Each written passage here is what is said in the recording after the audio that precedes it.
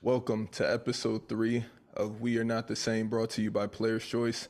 We got my guy Euro and Hezzy. Yes, We got sir. Nico Mannion, What up, everybody? Gatorade Player of the Year, drafted 48th to the Golden State Warriors.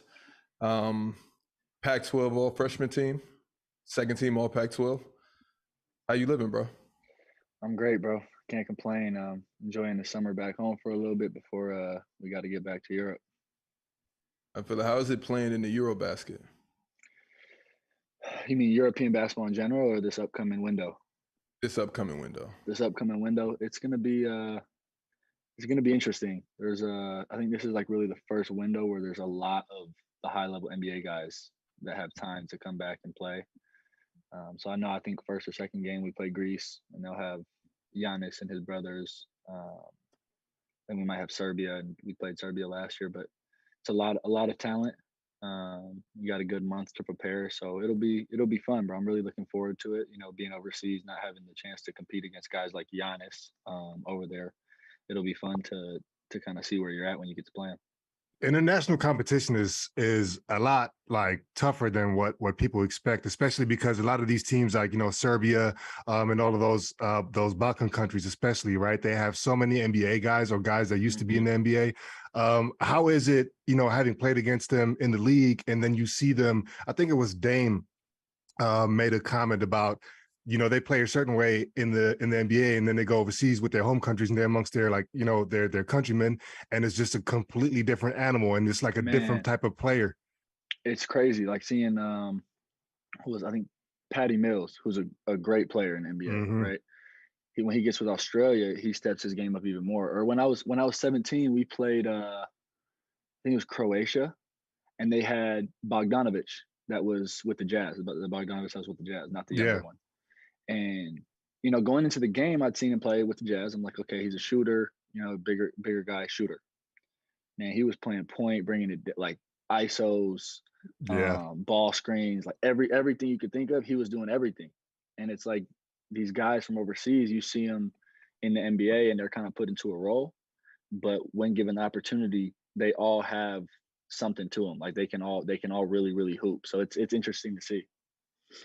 Is it surprising to you to see some of the overseas guys that, when they are given the opportunity in the NBA, that they really shine and step up to the plate? Um, Now with playing both styles, honestly, no. It's like because when you play this European style, it's so much different, and it's offensively for like I'd say it's more difficult. The spacing, you see these guys like Giannis. I think last time he played over there, he had like 15 points. Yeah, Um, it's just the spacing is different. It's more of a team game. You're not going to get as many. It's a little more physical.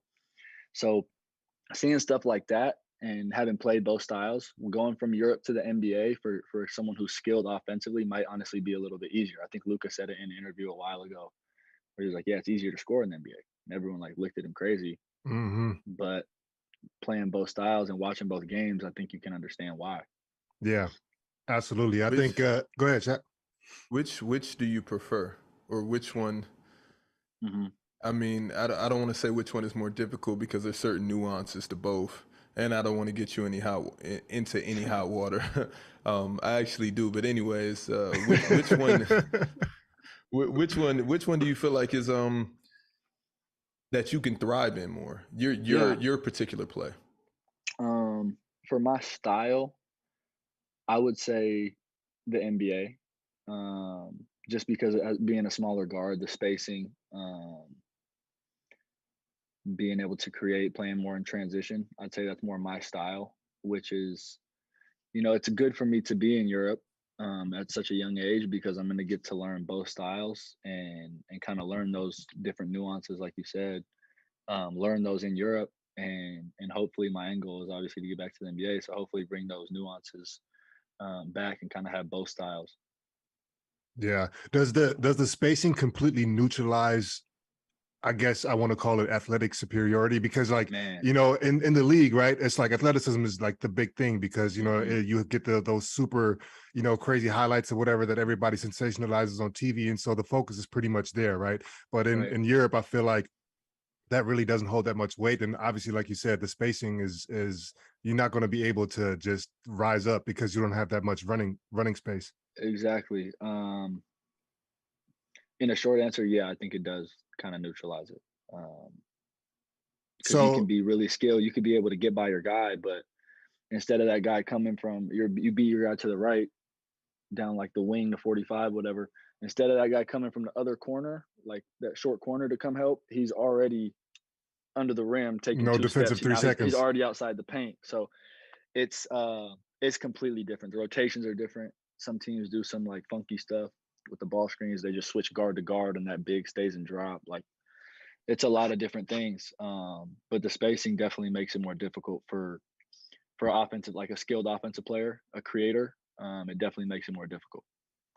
So who would you think is a NBA guy that would have no problem moving over and just absolutely kill? Because obviously, that's not always a given. Like a lot of guys, Yeah. they may struggle with the new environment, just living overseas. But then the game is so different too.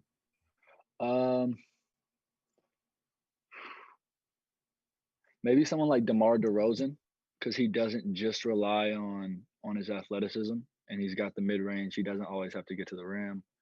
Yo, I don't want to see DeMar in nothing.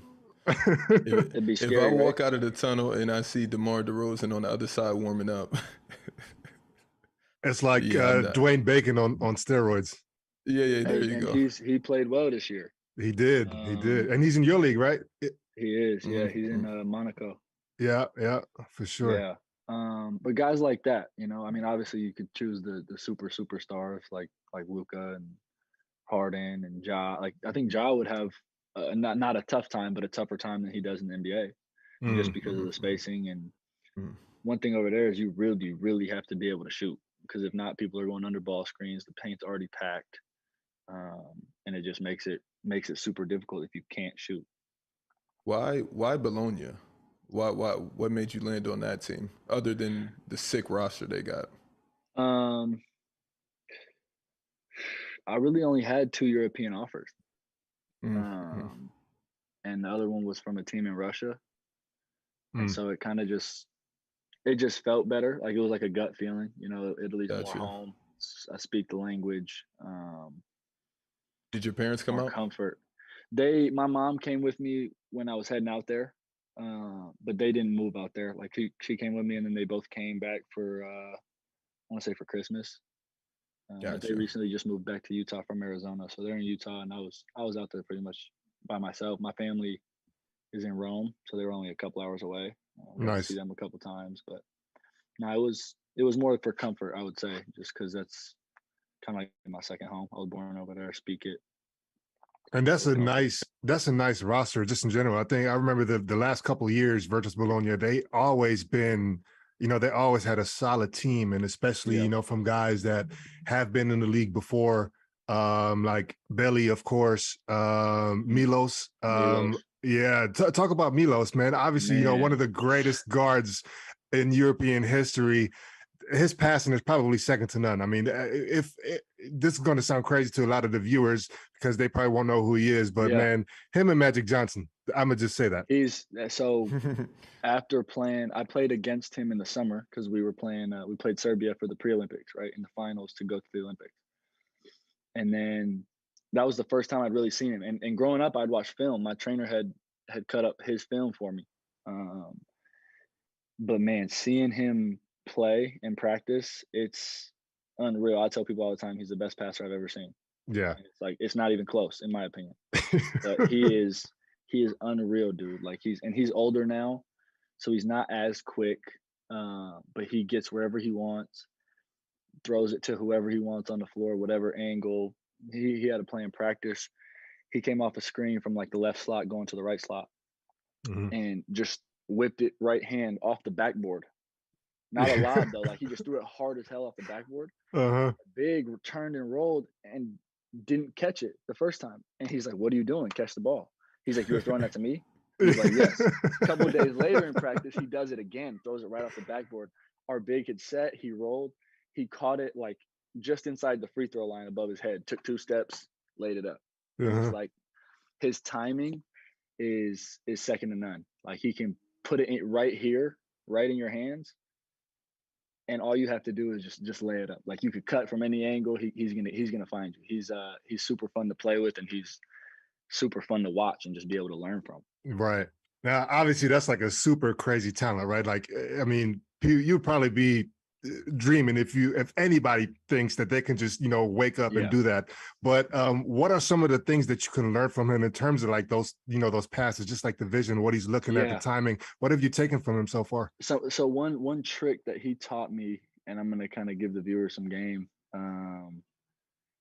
He's like, because he throws a bunch of passes, he'll wrap it like around the big. He'll get really close to the big and wrap it around the big for dump offs, or throw it right by people's ears. And he's like, when you're playing defense, your hands are here, like they're not here, and they're not here, like you're not like this. So he said, whenever you want to throw it by somebody, he said, put it right by their ear, because they're gonna put their hands up, but they might not. They're not gonna do this. Or he said, throw it around here, because they're not going to do this. And if you go to get it around them like this and they bring their arm down, it's automatically a foul. So he's like, just the certain angles, and like that's how he thinks. Like I've never talked to someone who thinks like that. I've never. Have you pulled that off in the game? Like, oh, let me just pass it. I've tried like throwing it. I mean, the one getting into the body and throwing it around is advanced. Like that one, and he does it whenever he wants. Hitting guys in the corner too. Ears, yeah, but throwing it by guys' ears is I've done it a couple times now. It's kind of like an experiment, you got to try it a couple times, see how it works, see the timing and everything. But he's got a lot of game, bro. So just that little trick is like something I've never heard, and it's very useful. And I think if I could work on it and get better at it, it'll be something that really helps me. Absolutely. I'm voting all of this. All of this is going into the to the write-up when I come for the team scout. Yeah. I'm like, so, block passes like this and like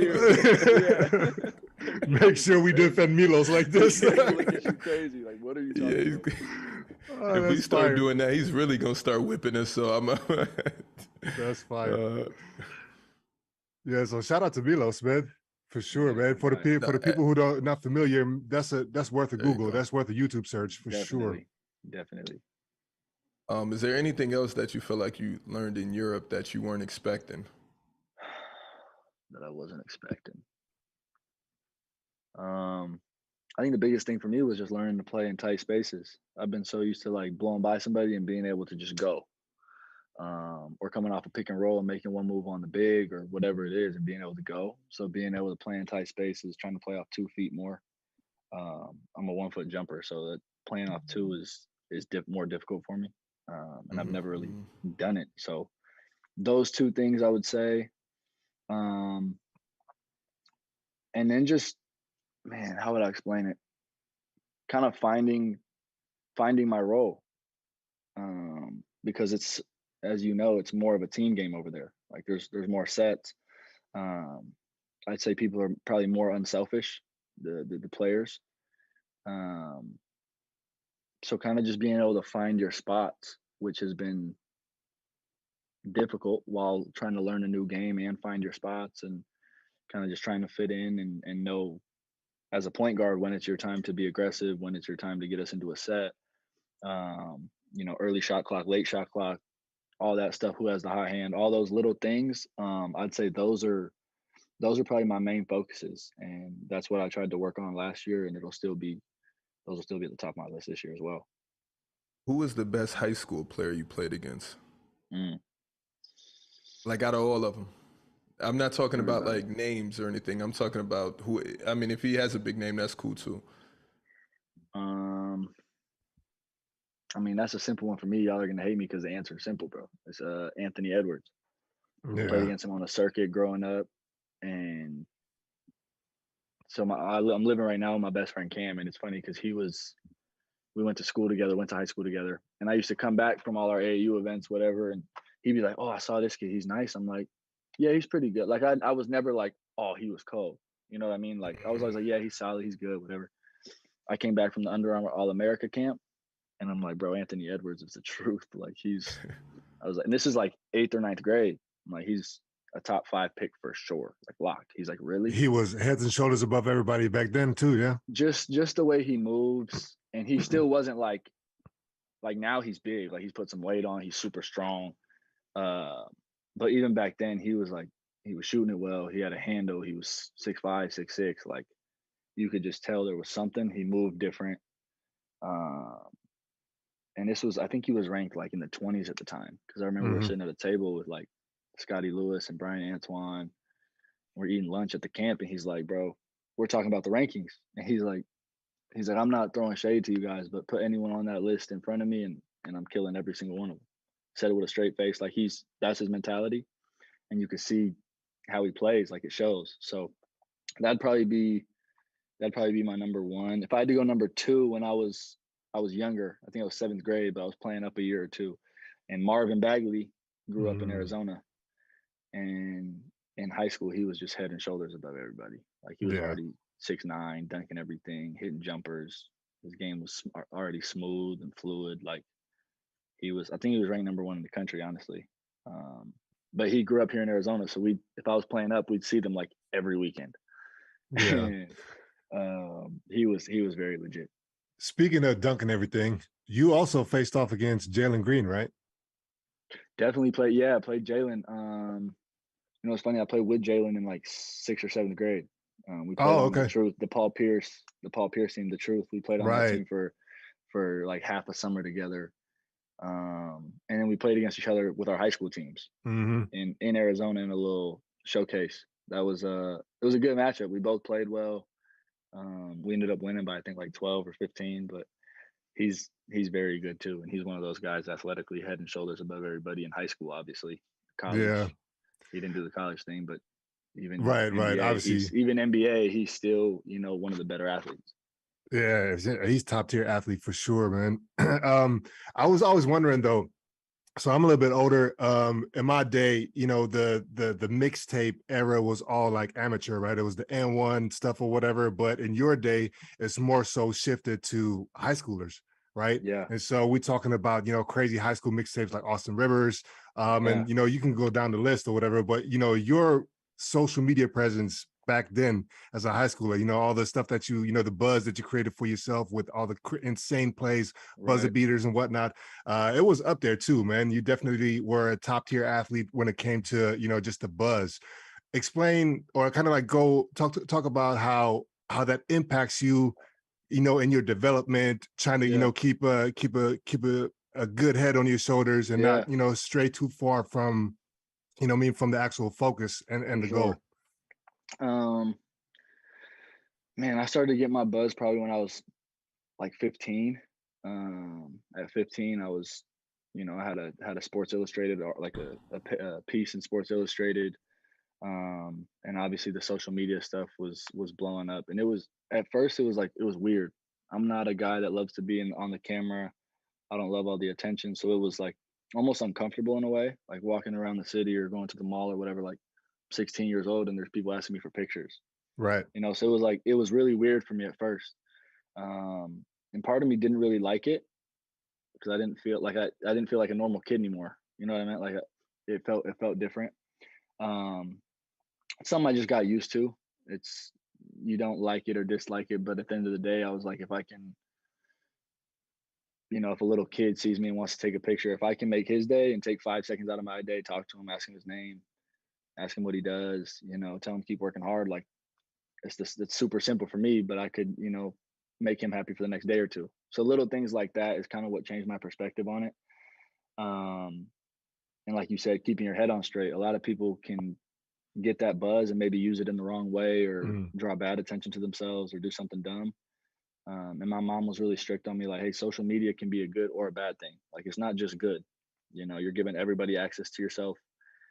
So be really smart with it. She was kind of on top of me about that. And, thank God I haven't done anything bad yet. So we'll hope I stay don't say yeah. Don't path. Put that out in the universe, man. We'll hope I stay straight on this path. Just don't come on Player's Choice. That's the only bad. I'm keep trying to warn you. But no. But Nico, really, really fast. What age did you get into hoop? Really playing. I probably got into it when I was probably like 6 or 7. But my dad, he did the pre-half and post-game show for the Jazz. Started when I was like 4 years old. So from the time I was like 5 when I was old enough to really go to the games, like 5 or 6, until I was about 10 or 11, I'd be at like 35 home games a year of the Jazz games. So I was always, and he was playing until we moved back. So my first 2, 3 years of my life, he was still playing in Italy. So I was at the gym, I was at the games. My mom took me to all the games. So I grew up in it, I'd say. But really playing probably when I was like 6 or 7. Dope. You went to Arizona, Yo, I right? got you. Yeah, I was just about to get into that because you Yeah, said see, I tried to set the stage because now, listen, y'all about to face off against each other in Here we go, bro. EuroLeague. Here Shaq we went to go. Arizona State. It ASU, seems like bro. y'all are destined to be each other's arch nemesis. We have to So, be, I'm right? trying to stoke the fire a little bit. I We just have to want to be, know right, bro? why. Why would you make that decision? What did they I can promise ask you you? the same thing, bro. But I didn't have a choice. I didn't have a choice. You had a lot of I choices. it felt like home, bro. It felt I grew up in Phoenix. Um, they recruited me super, super heavily. It felt like I felt really wanted. Um, Coach So Bobby Miller is Hurley, nobody reached out no, to they you. recruited me. They recruited me. They offered me, but I just felt I'd say my top 4 schools were the schools I felt the most love for. From, I should say from.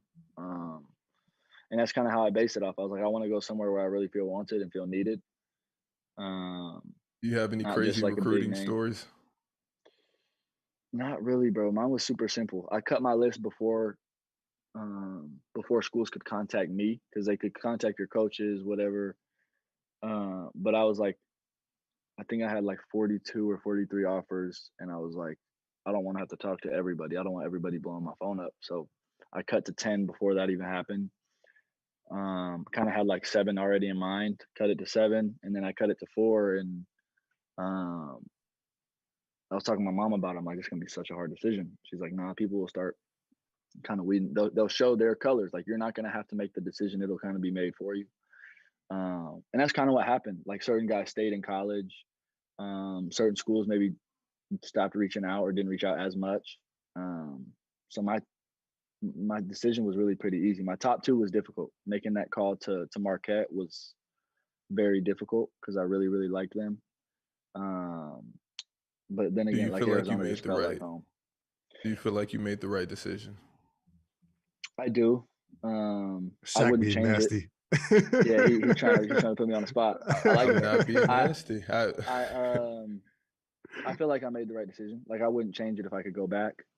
Um, I loved where I was at. I loved the team I was with. We had a great group of guys. I think there's 4 of them now in the NBA in that team. Yeah, 4 of them.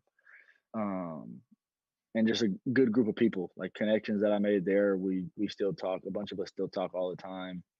Some guys come down from Vegas to visit in Arizona. I've been to Vegas to visit some guys. So it's like it's really a family. I'm appreciative of my time there. I wouldn't change it.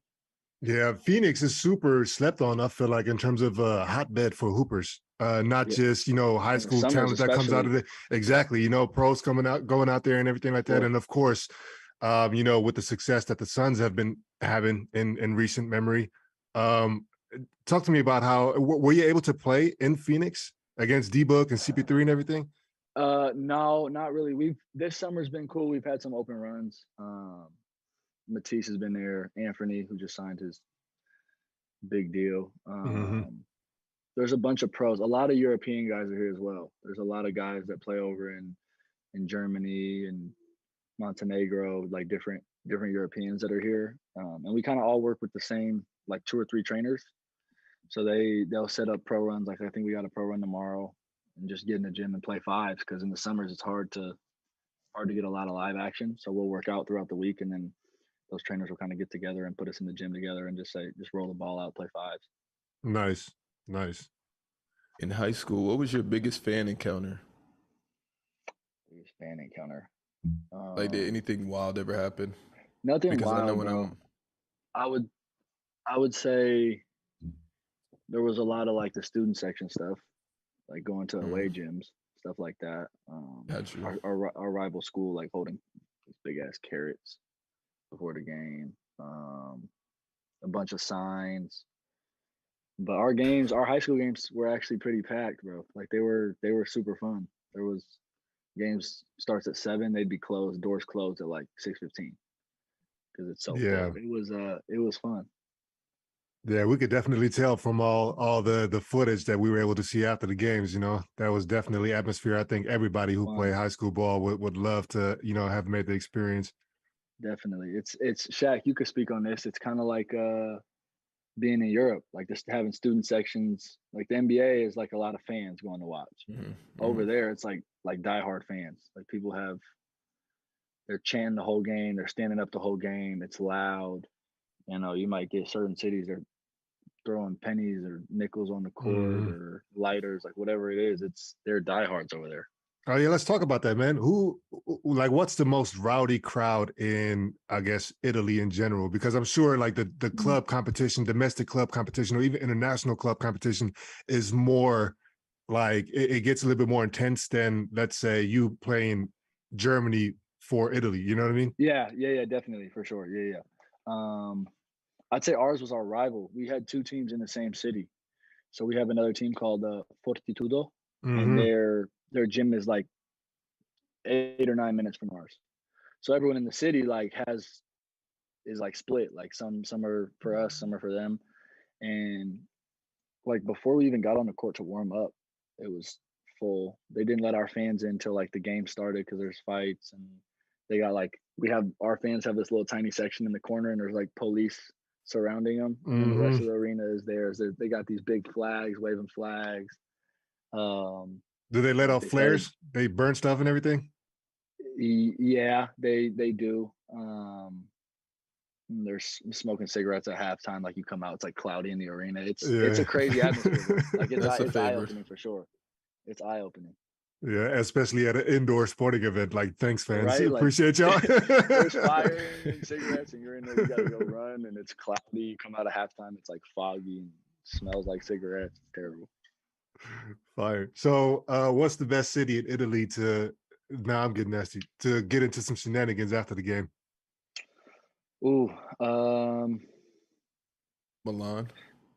Milan is a good one, definitely. Um, I think Bologna is kind of slept on. I like Bologna because it's a Bologna. big university city. Mm. Like there's a lot of young people. They have like the biggest university in Italy. So, and it's a lot of So international you're a hot students. commodity. I wouldn't say all that. But Shaq is crazy, My man. nasty meter he is keeps trying to put broken. me on the Just spot, ignore bro. him. But yeah, Bologna's kind of slept on. I mean, especially for me because I'm still 21. Mm-hmm. There's a lot of like college age people in the city, so it's a smaller city, and I live downtown, so there's really always some to fall into. So you say your family's originally from Rome, or at least your mother's side of the family, right? Right. Do you have that type of just thing in your heart where you're just like, yo, I'm Roman above everything else? Like if I was to ask you which city in Italy has the best pizza, will you off rip just say Nah, Rome? see, I'm not biased like that. I'm not biased like that because I didn't really grow up there. My mom's side of the family's all there.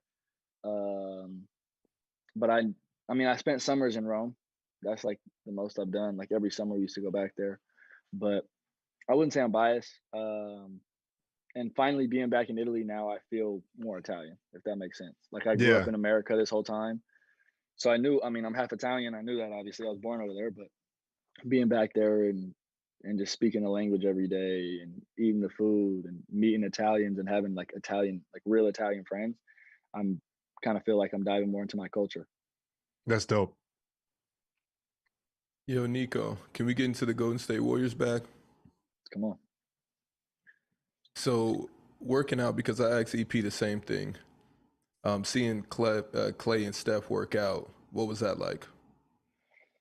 I didn't have a chance really to see Clay because that was the year he was injured. Got you. Got you. He'd come in the gym like he was at the point I saw him, he still wasn't able to jump. But he'd come in the gym and be like, "Yo, throw me a ball," stand in the corner and hit like 13 in a row, like not jumping.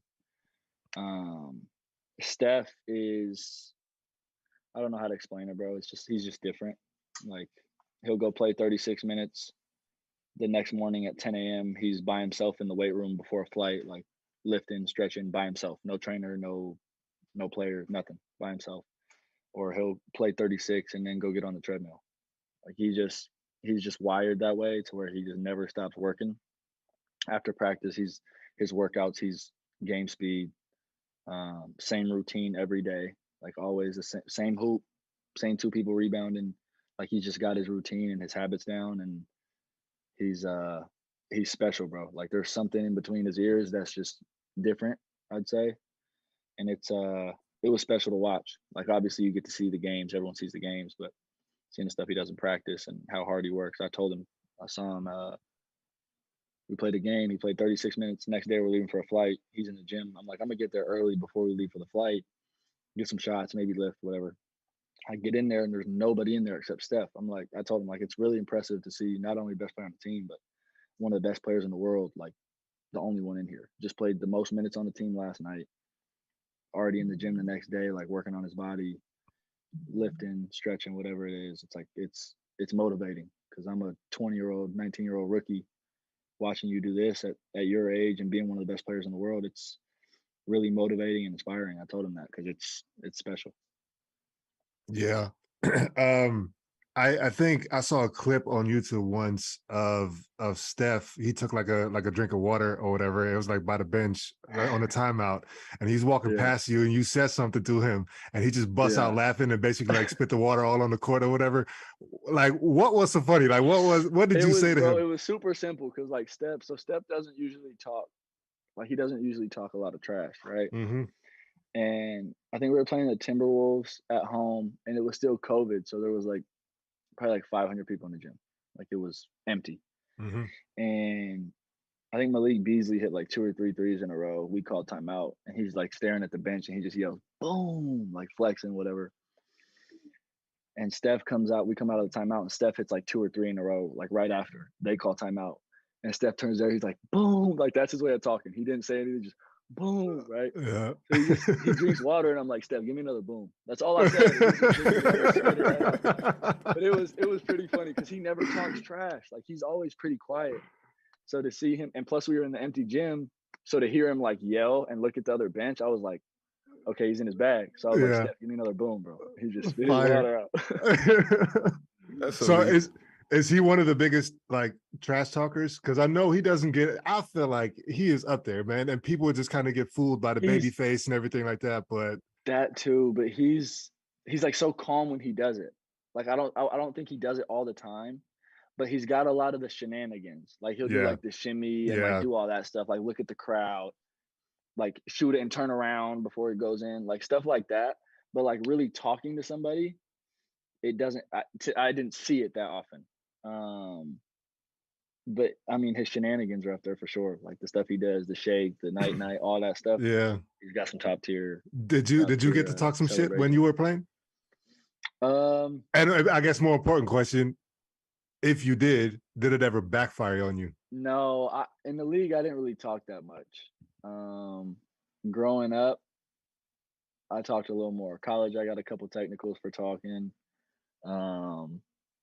But it's fun. Like it kind of brings out, like hoopers know, like when someone talks shit to you, you like kind of lights a fire inside. Like there's something there that just makes you want to play better. So in high school, sometimes I would start talking to somebody to get them to talk back to me. Cause like some games we play someone who really wasn't that good, or it's a close game. Like it shouldn't be a close game. So I'd talk to them just so they'd respond, so I could have something to go off of, if that makes sense. Right. But nah, in the league and overseas is kind of hard, bro, because not everyone speaks English sometimes. So like you don't know what language to talk shit to them in. Mm-hmm. Right. But nah, I've kind of chilled out a little bit. Fire. I kind of want to ask some questions from the chat, but go ahead. I'm gonna read some questions in the chat or whatever. Shaq, go ahead, and then I'll ask them. Yeah, Nico, who would you say you were closest with in the league, like when you were playing for Golden State? JP and Marquise. Jordan Poole and Marquise Chris were probably my two closest friends, just because probably the age. I'm closer to them in age. JP was only in the second year, so he was kind of walking me through how his first year was. Super cool dude. We got along really well. Keith, same way. He was a little older, kind of like a big bro, mentor, someone I talked to a lot. my difficulties, I'd say. So those were my probably two go-to guys. And do you miss, I don't want to say miss, but do you feel like that situation in the league didn't necessarily play out how you wanted it to? For sure. Going overseas so quickly. For sure. Do you have plans to go back? Like, I know you have plans to go back, but in your mind, are you thinking like the get back is on the way? Yeah. I mean, this year for me was difficult. I feel like it was like a scratch year, just with, the sickness I had, my back issue, like my injuries. I really only got to play like 2 or 3 months healthy. So looking at it moving forward, like now that I'm feeling really good, like I'm gonna get a full year, full training camp, everything. I think I have a chance, and that's really all I've been wanting is a chance. So yeah, that is the goal. I'm not gonna sit here and tell you like this year, next year, 3 years, 4 years. Like I don't know when, but I know that is the goal, and that's kind of the driving force. Um, Something I'm Well, looking man. forward to. Like it's gonna be difficult, but that's why we play. Talk about that process of getting back, because I know obviously it's not an injury, right? It was a viral infection, and so I heard Exactly. you Yeah, drop something like 20 pounds, and it's not like you man. going I into lost. rehab where you're like, yeah, like doing something to your knee, like trying to get your core back right or whatever. So like, what's the process of just getting back Yeah, to man. how you can play? It really got to the point where I got out the hospital at 143 pounds. I'd lost 45. I was a little under 190 before I got sick, so I'd lost a bunch of weight. Couldn't really walk up or down the stairs by myself. I was in bed all day. It was really difficult. I was in a lot of pain, and like I played the last game against France in the Olympics. I played that game at 165 pounds. Like I was already sick. I was sick during the Olympics. What was like the It was first difficult, bro. symptoms But to where it you was knew? weird. What's up? No, I didn't mean to cut you off. What was like the first symptoms of when you felt like something's going on? Just stomach pain. I started getting pain and just going to the bathroom a lot. That was probably the first one, and then the stomach pain followed. Um, but it's weird. Like the recovery is weird because it's not something like your body. Nothing happened to your bones, your ligaments, like your muscles. Nothing. I lost all my muscle. So like getting back, it was weird. Like I put that weight back on in probably like a month and a half. Like I put like 35, 40 pounds back on in like a month and a half, just because my body could hold the food. I was eating a bunch, but it wasn't good weight. It was water and Right. food. It wasn't muscle. You know what I mean? So, and then I started slowly playing, and my body, like I felt heavy. I felt slow. My muscles weren't the same. I was barely touching the backboard when I got back. Like it was So you it lost a was a lot of long strength process. too. Yeah, I lost everything, bro. It was like a Mm. restart. It was a Oh, that's restart. tough. So Do Well, you still we're have to glad you're take back. like, thank yeah, you. What's up? do you still have to take like any meds currently, or is it all I got to done? take like one pill a day just to kind of keep my stomach clean, basically. And Gotcha. I can eat anything, I could drink anything. Like I'm back to normal. I don't have pain anymore. I haven't had pain in months now, but yeah, just one pill to kind of keep it clean, I'd say. Gotcha. Cool. Shaq, you want to read some of the questions from the chat? And in true PC fashion, of course, they're all nasty. So Who's the most underrated player on the Dubs? Most underrated player on the Dubs. I don't think Looney gets enough credit. Like he plays his role perfectly for them. He rebounds, sets screens, doesn't need to touch the ball at all. You know what I mean? Like he's figured out his role, and it works like for the team and for him. It works really well. right, Does, right. does Draymond trash talk you guys in practice? Early in the year, he'll talk. Yes, like but like not his own battles. Like he'll like instigate basically. Like, he'll be like, "Oh, you're gonna let him do that to you? Like go back at him." Like simple stuff like that. But he wants guys to compete. Like he's pushing other guys to compete. He's not gonna go back and forth with you himself, but he'll make you, he'll try to step your game up by calling you out or trying to instigate something.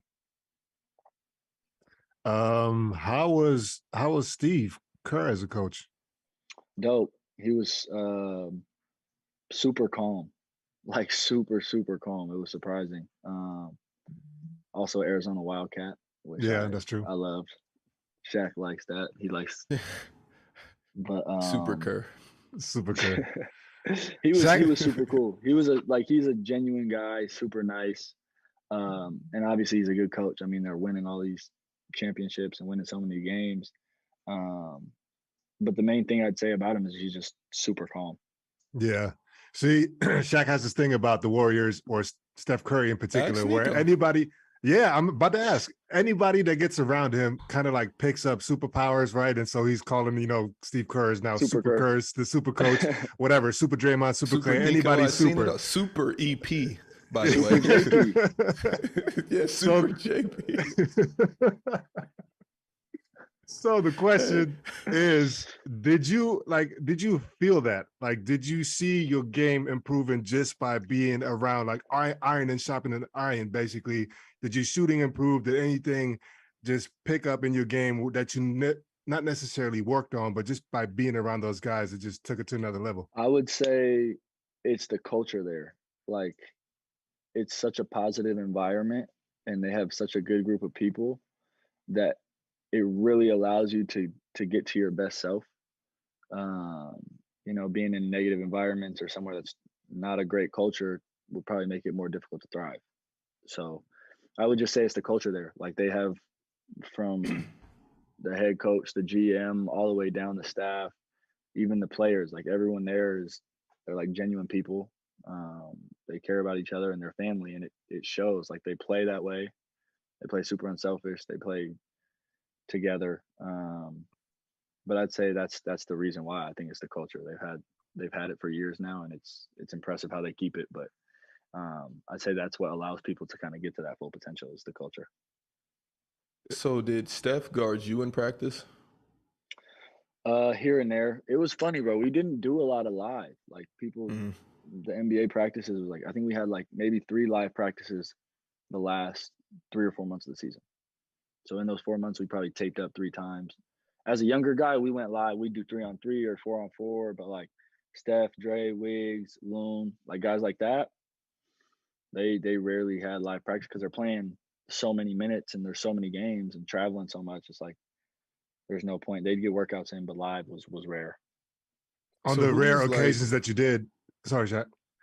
On the rare occasions that you did were you able to like put him in a basket, like dunk on him or embarrass him in any type of way? Oh, nah, no embarrassing moments, bro. Steph embarrassed me once, my very first day. But besides that, it was. What happened? Wish I'd had more opportunity. It wasn't really that embarrassing. It was just a shot that's like, wow. Like, he went left, I cut him off. He went to go behind the back and like slip.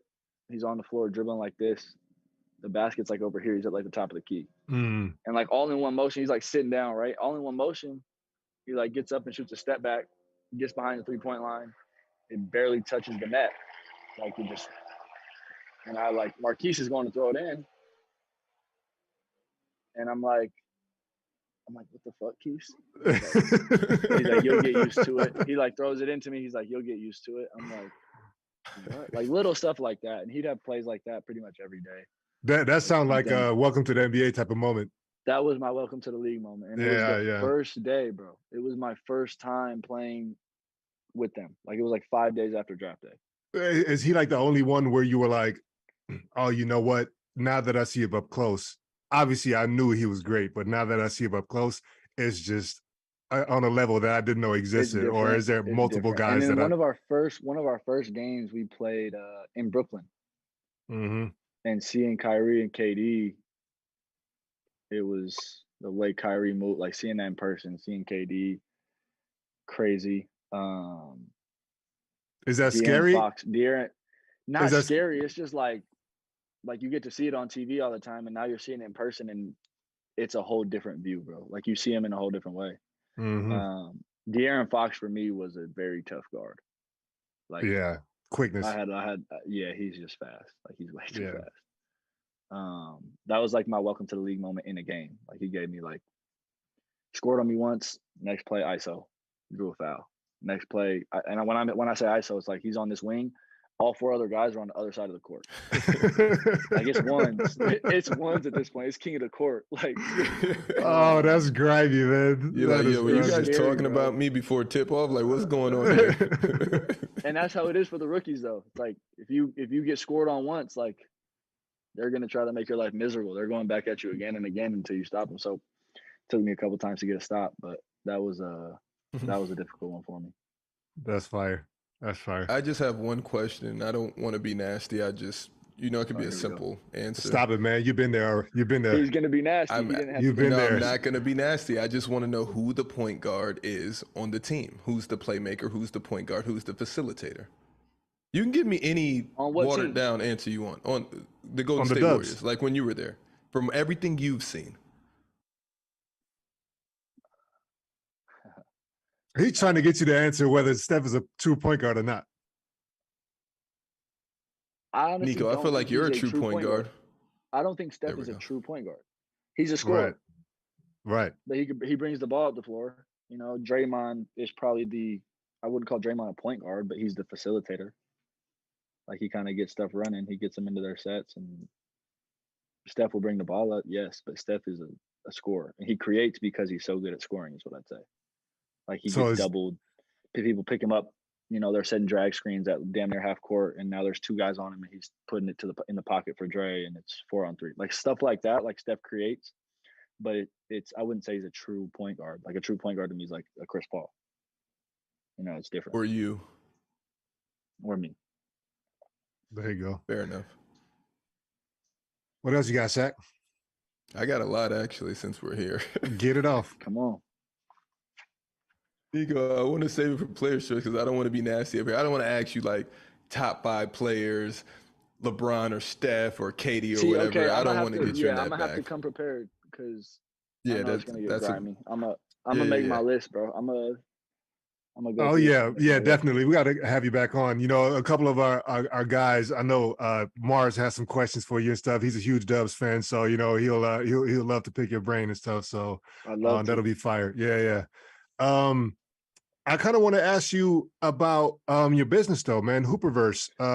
Talk about that a little bit. Like, you know, how it started. You know what the business is about. You know, some of the stuff that you're getting into. You know, in the immediate future and maybe long term as well. Got you, bro. I'll try to break it down real simple. It started while I was sick, and the reason it started was just because I was like, I have so much time on my hands, and like I don't know what to do. So that's kind of how it started, and it was just me and my best friend. We started talking. We're like, hey, this is when NFTs were really big. We're like, let's just try to make an NFT. Like, let's find an artist and just go for it, right? So that's kind of how it started, and it's kind of now it's turned down the path of we're trying to just create like a basketball community basically, and we have some ideas in the future. But once we get this community going, we have a lot of ideas that can come once we get this community behind us. And we're really heavy on the social impact and charity work. We're sponsoring the ICP. It's Inglewood College Prep. It's a high school in deep Los Angeles. They play a national schedule. They play the Hillcrests, Mount Verds, Oak Hills. Like they play all them. So we're sponsoring them. We sponsor an AAU team called Watts Skills Academy. They finally got a girls team this year. So just little things like that, trying to get back as much as we can. And then trying to build this community out because in the future we got some really dope ideas. So that's really I'd say that's the rundown. That's the basic rundown. We could get into more detail another time, but that's kind of the base of it. The logo's sick. Yeah, man. Appreciate you, bro. The artwork is sick. I'll have to get you a hat. I can't wear hats, but I'll take a shirt. My head's too big. I'll for sure take a shirt. It's a snapback, bro. You should. I'll be on the last just don't snap the back, Shaq. You straight. Yeah, just don't even snap the back. It look normal in the front. The back's just all cut up. I don't have anything back there. And I have a silly little fro. But Nico, I'm looking forward to getting on the court and matching up against you guys. To have Bologna back in the EuroLeague, that's dope. another Italian city that we get to go to and frequent. And congrats on the Euro Cup championship as well. Thank you, bro. Appreciate you. Absolutely. I'm looking forward to it. It'll be fun. Um, I'm just excited for the EuroLeague in general. I think it'll be a new experience, and then obviously to get Shaq on the court and match up with him, it'll be fun. Yo, you guys beat Andrew Andrews, so I think you got bigger fish to fry at Bologna. Hey, bro, he gave us 40 at home. I He was gave us a watching 40 like, what ball. is going on? Came out of nowhere, too. I was like, what is happening? Yeah, he started spazzing. Who was this? Spazzing. Andrew Andrews. He played Andrew at UW. Andrews. Oh, okay, crazy. Very tough. Yeah, man. So you didn't go to any ASU games growing up? That's weird. I did. I actually did. You went when Jahi was playing?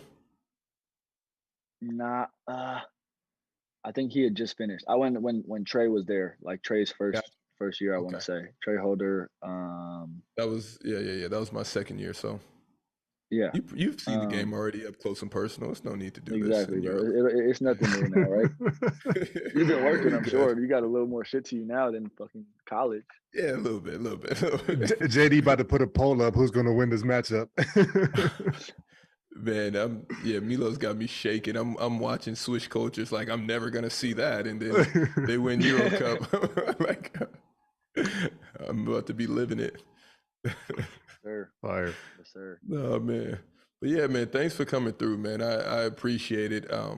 This is kind of the pregame for Player's Choice. When you go get situated, we're gonna send you over the doc, have all the topics ready for you, and just get a little nasty. I'm with it, bro. I'm here for it. I appreciate you guys having me. It was fun. Fire, man. Much love. Much love, guys. Thank you.